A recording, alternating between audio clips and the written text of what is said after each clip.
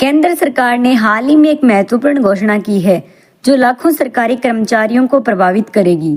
ये घोषणा unified pension scheme से संबंधित है, जिसे 1 अप्रैल 2025 से लागू किया जाएगा। इस नई पेंशन योजना का उद्देश्य सरकारी कर्मचारियों को रिटायरमेंट के बाद बेहतर आर्थिक सुरक्षा प्रदान करना है। यूपीएस को पुरानी पेंशन योजना ओपीएस और नेशनल पेंशन सिस्टम के प्रमुख फीचर्स को मिलाकर तैयार किया गया है। इस नई योजना के तहत कर्मचारियों को एक निश्चित पेंशन राशि मिलेगी जो उनके अंतिम वेतन पर आधारित होगी। साथ ही इसमें कई अन्य लाभ भी शामिल है, जैसे परिवार पेंशन और महंगाई राहत। यूनिफाइड पेंशन स्कीम क्या है? यूनिफाइड पेंशन स्कीम एक नई पेंशन योजना है जो केंद्र सरकार द्वारा अपने कर्मचारियों के लिए शुरू की गई है। ये योजना मौजूदा नेशनल पेंशन सिस्टम के साथ एक वैकल्पिक विकल्प के रूप में उपलब्ध होगी। यूपीएस का मुख्य उद्देश्य सरकारी कर्मचारियों को उनके सेवाकाल के बाद एक सुनिश्चित और पर्याप्त पेंशन प्रदान करना है। यूपीएस के लाभ और फीचर्स। सुनिश्चित पेंशन। यूपीएस का सबसे बड़ा लाभ ये है कि ये कर्मचारियों को एक सुनिश्चित पेंशन प्रदान करता है।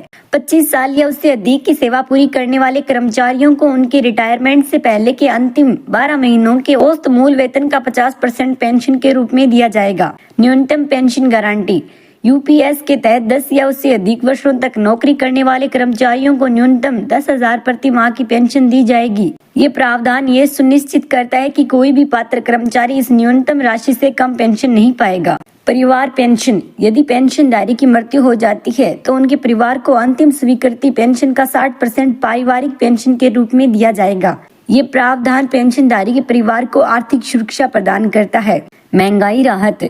यूपीएस के तहत पेंशनधारकों और उनके परिवार को पेंशन के साथ महंगाई राहत दी जाएगी। यह महंगाई भत्ते की तरह ही काम करेगा और पेंशन शुरू होने के बाद लागू होगा। यूपीएस की पात्रता और शर्तें।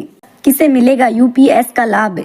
नियमित रिटायरमेंट। 10 साल की सेवा पूरी करने के बाद रिटायरमेंट होने वाले कर्मचारी FR 56 के तहत रिटायरमेंट। जब सरकार कर्मचारी को FR 56 के तहत रिटायर करती है, ये सजा के तहत नहीं होना चाहिए। स्वैच्छिक रिटायरमेंट यानी न्यूनतम 25 साल की सेवा पूरी करने के बाद स्वैच्छिक सेवानिवृत्ति लेने वाले कर्मचारी। किसे नहीं मिलेगा यूपीएस का लाभ? सेवा से बर्खास्त किए गए कर्मचारी, सेवा से हटाए गए कर्मचारी, इस्तीफा देने वाले कर्मचारी। यूपीएस का कॉर्पोरेट स्ट्रक्चर। यूपीएस के तहत 2 प्रकार के कॉर्पोरेट्स बनाए जाएंगे। व्यक्तिगत कॉर्पोरेट्स, इसमें कर्मचारी और सरकार दोनों का योगदान होगा। दूसरा है पूल कॉर्पोरेट्स, इसमें अतिरिक्त सरकारी योगदान होगा।